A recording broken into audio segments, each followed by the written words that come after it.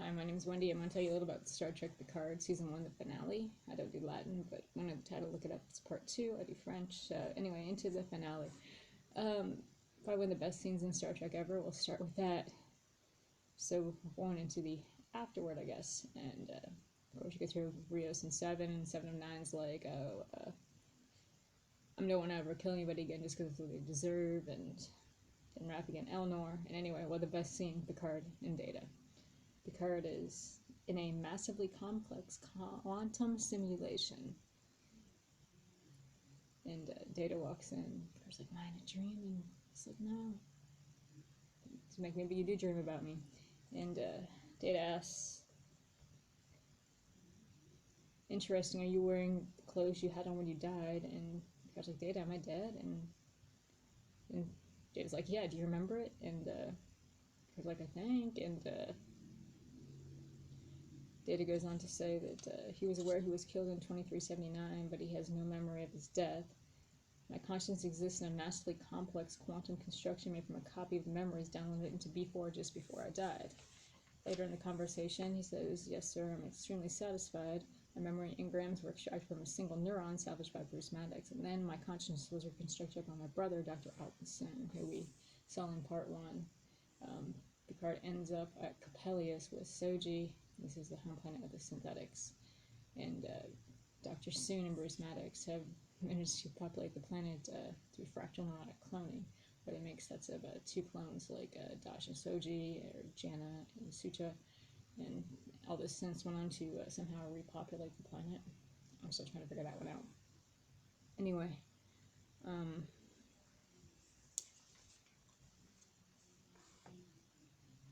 Picard and Data get into the fact that Data died, but he has no memory of dying.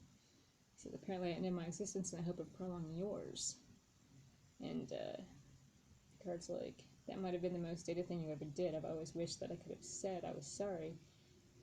That is, it was you and not me. And going to that, that's something I kind of thought back to when Picard and Deanna were in Thad's room, and I kind of took it like Deanna was kind of blaming Picard a little bit, like if anything happened to Kestra because Data died and you didn't, and my son needed a positronic net to get his whatever, and it wouldn't happen because he was banned, and I felt like it was kind of, people always kind of blame Picard, and even Picard was kind of blaming himself for this, but a little bit in Nemesis you saw that too. But then Data asks, Captain, do you regret sacrificing your life for Soji and her people? And he says, no, I do not. And he's like, then why would you imagine I regret sacrificing mine for yours? And Picard's like, but I thought this was a simulation.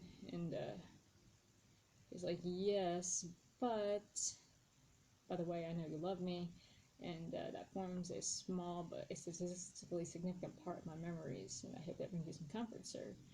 And which is why I would like to ask you to do me a favor when you leave. Because like, but you just said I was dead.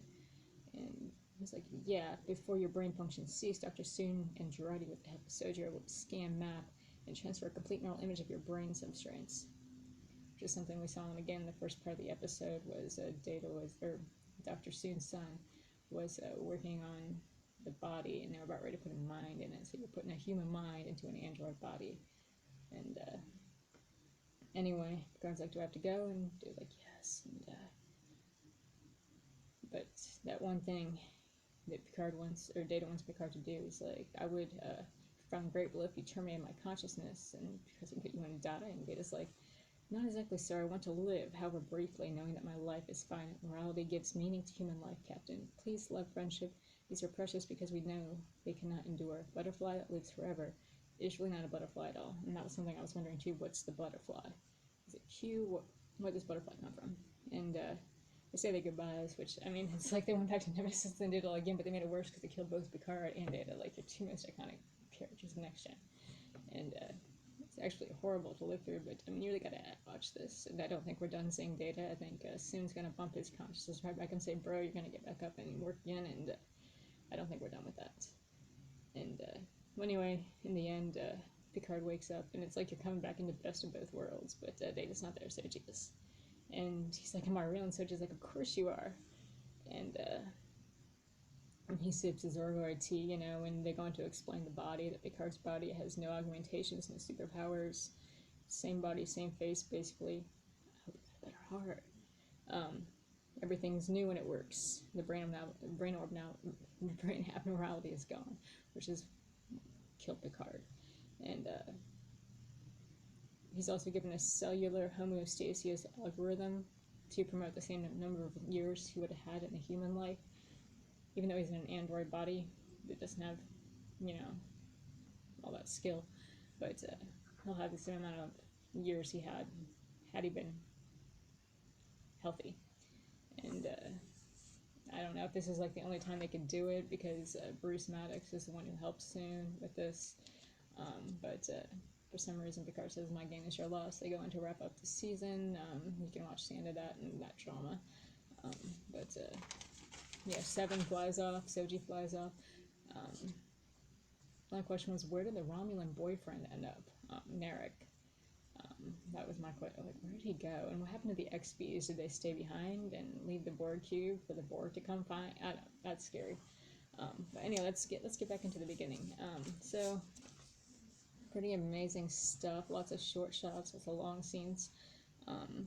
We start off on the Borg cube, don't we? Yeah, because the Borg cube's on the rocks, and Eleanor and Seven are sitting there, and Narek's sneaking behind, and Narek sneaks into the Borg cube, and you can tell right away Eleanor's not stupid, and Seven's like, I don't give a shit, and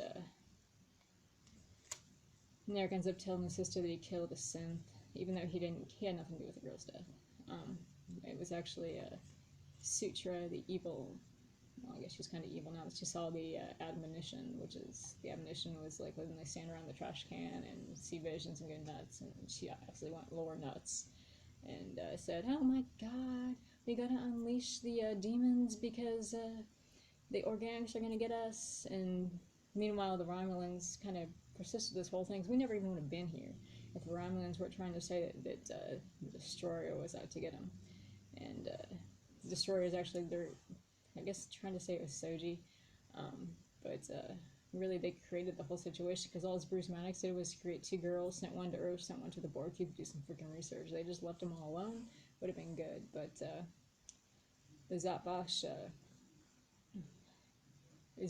saw the admonition way back, and their whole mission was to get rid of synthetic life. So when they found out that there was a synthetic homeworld years ago, and they said, well, we're going to have to find this somehow. And this is, they're tracking her to get there.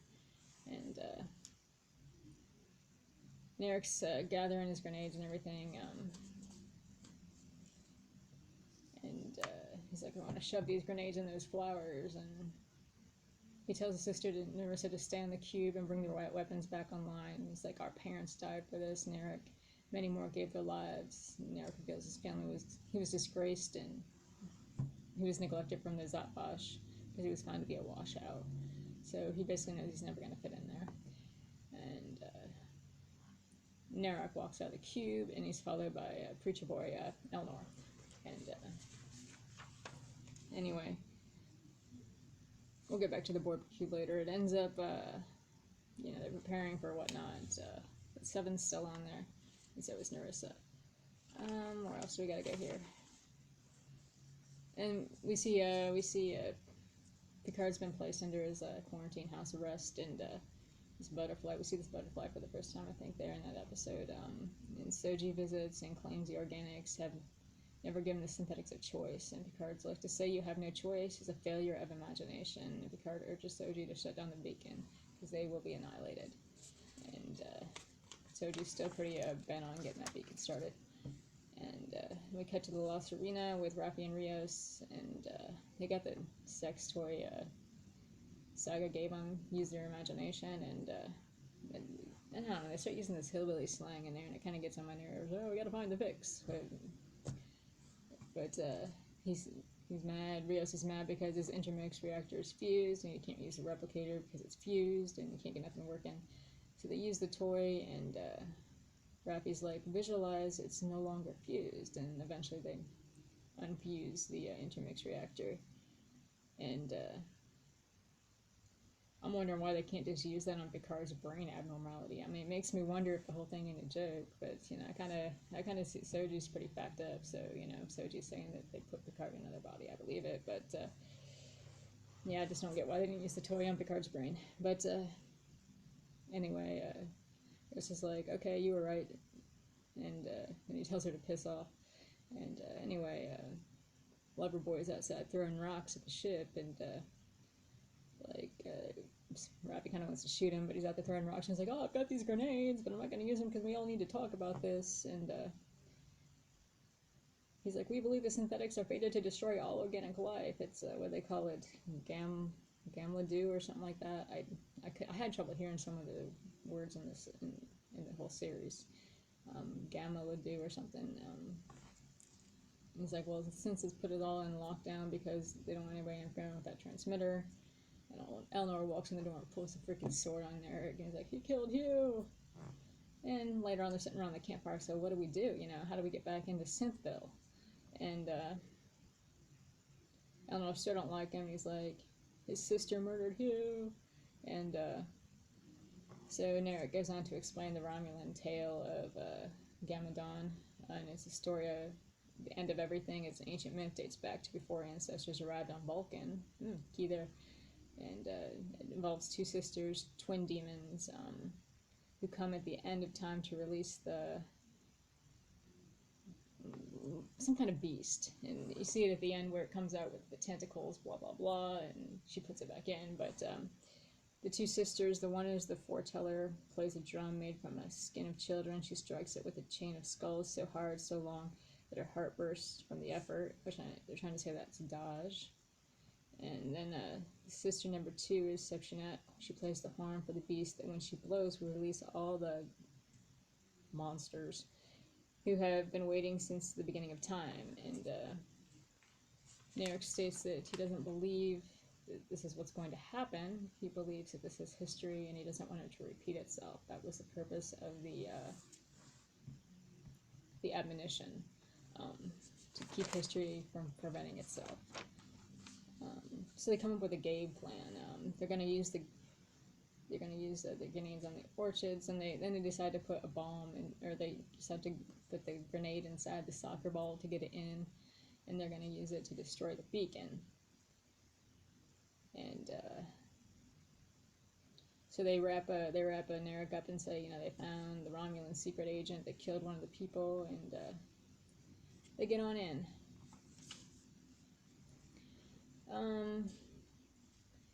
In the meanwhile, Agnes and Soon, while the beacon's being built, Soon's still in support of this, and Agnes is kind of like, what the hell?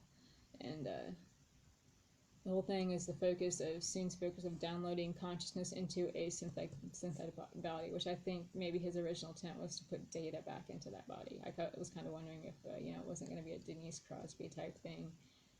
I didn't think she would show up with the Romulans, because I don't think she's that bosh. But I think if Data would have made another android with a known daughter, he would have made a Tasha. The thing that one of the lines that caught me off guard is when Agnes said, "I'm not their mother, asshole."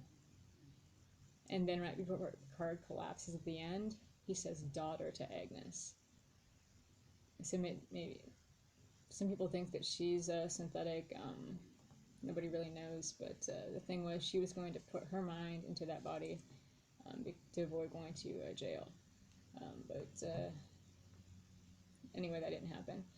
Saga's laying there dead on the bed. She got stabbed in the eye by the Narek, or not Narek, but actually Sutra, her synthetic sister, one of her sisters, and he said he's having trouble transferring Saga's memories because of the optical processor damage. They interrupted the data stream. And Agnes is like, what, these mind transfer files that we need for this other thing, I can't get them encrypted. Can you encrypt those? And he's like, yeah, you watch this. And she's like, after he leaves, she grabs Saga's eyeball and she goes to scan into Picard's room and lets herself in. She gets Picard and he's laying there. He's like, yeah, I'm still here. He's like, he's like, not. He's like, there's nothing more I can do other than lay on this bed and be under quarantine or whatever. She busts him out and takes him back to the La Serena. and I'll get back to that in a minute. In the meanwhile, Soong gets access to the neural engrams, and he discovers Sutra killed Saga. So you're right there at that turning point. That's when you got Rios, Elnor, Narek, and those three are wandering around the complex. Or no, not Narek. You got Rios, Rafi, and Elnor running around the complex, trying to find a way to get up there and destroy that beacon. And Soon walks up, like, yo, can I help now? Because I know this bitch is fucking us. And anyway, they all team up, and Soon ends up walking up to Sutra and saying, where's that at? I think I missed something. Oh, there it is. Yeah, Sutra has a gathering. Well, Picard gives his speech first on the ship, and then Sutra gives her speech, and she's like, once the beacon is complete, brothers and sisters, as soon as the beacon is at full capacity, we will begin transmitting. And once the signal, a portal will open, and our liberators will be here nearly instantaneously, and then we'll be free. Lots of ands for androids, I think. They use the word and like all those other little those little words. They seem to be using it a lot. I think Patrick Stewart does a great job. He always does a great job of using words like that, just the pauses and everything, and what he puts into it. But the rest of it, it's like, that is so unnecessary. And Soji's working on the beacon. Soon confronts Sutra, and he's like, you killed your sis, and to get the sense to build this beacon, because they wouldn't have done it if not. And he deactivates hers. Catches me off guard. He says, turns out you're no better than we are. And, which is, something you would have already known if you knew lore, because, he's probably the worst thing ever created, almost. The game plan goes into action. Rios launches their grenade at the bottom of the beacon, but Soji catches it, throws it in the sky, and so she's still on track to get that beacon going. Anyway, by this time, back on the Lost Arena. First of all, see, Agnes is like, well, the Romulans are about 7 minutes out. Their attack wing is, and so they got now they're down to about 6 minutes to find a solution. And he's like, we must find a way to stall the Romulans. And Agnes says, well, how are we going to stop the synths if we stall the Romulans? It's going to be galactic level, biocidal. And Picard's, well, yeah, they got generations on us, but they're still children. And he said the only teachers they've had are a couple of hermits, and they fear extermination. And he said fear is an incompetent teacher. And they have a life, but no one is teaching them what it is for. To be alive is a responsibility as well as a right. And so his goal is to find a way within 6 minutes to teach these synths, to teach Soji to believe in herself and to live her life as opposed to fearing. It's like the way that children learn most things is by example, and so he's flying the ship, he kind of sucks out. He hasn't flown in a while, and he doesn't know how to fly the ship very well. He gets it going, and Agnes is like, well, make it so, and anyway, cut back to them. They're like, well, you got O coming in, and I was like, it looks like a little bit was cut out of our first scene when you see O for the first scene in this episode. It looks like a little bit was cut out, and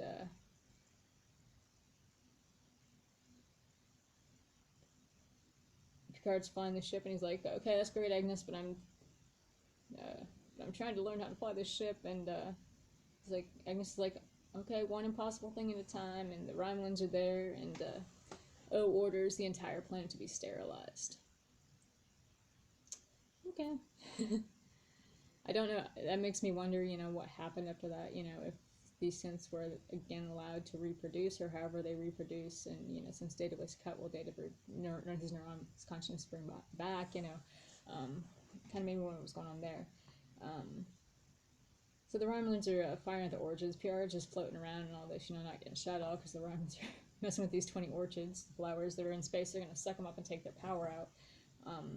And this is like, well, what about the Picard maneuver you did on the Enterprise? He's like, it was a stargazer, and I don't think that would do anything with 218 birds at us.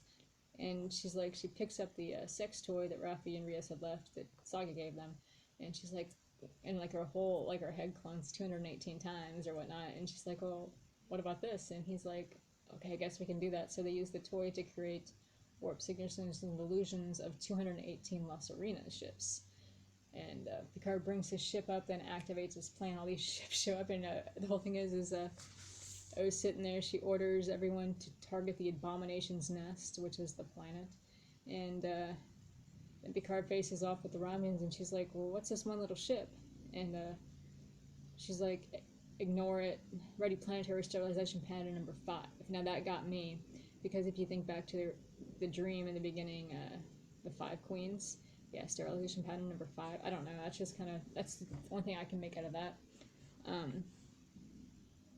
Once Picard shows up, she's like, in his ships, his imaginary ships, it's like, reposition disruptors and engage the Armada. It worked, and one thing is Picard's ship does get hit once, and he's got to control it, and that basically wipes him out a little bit. Well, which is good. Well, I mean, it's not good, but I mean, Riker shows up, and Riker's Armada. He's got a whole fleet with him, and Riker opens a channel and he's like to the Romulans. He's like, Starfleet is designated planet Hulian 4 is under the protection of Starfleet according to the terms of the Treaty of Algernon. And I was still like, well, we're still gonna take this out. And Riker, oh, this is good. Riker's like, he's got the toughest, fastest, most powerful ship Starfleet has ever put into service, and I've got a fleet of them at my back. We've got our phasers locked onto your warp cores. I think it would make me happier than giving me an excuse to kick your treacherous Tal Shiar ass. But instead, I'm going to ask you one time to stand down. And it was like, retarget weapon systems, prepare to fight. And